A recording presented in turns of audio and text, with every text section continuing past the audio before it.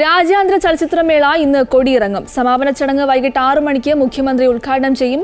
വിട്ടുപോയ സിനിമകൾ കാണാനും ഇഷ്ട സിനിമാക്കാരെ കാണാനുമുള്ള അവസാന തിരക്കിലാണ് ചലച്ചിത്ര പ്രേമികൾ.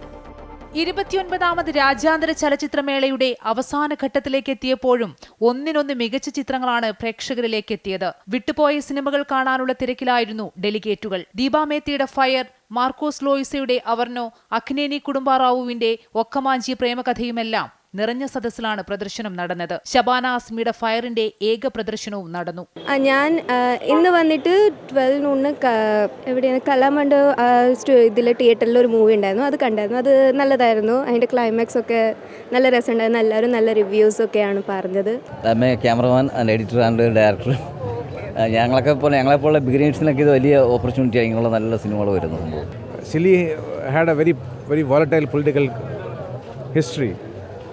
And the film represents that, the fight for democracy, the fight to protect the human rights.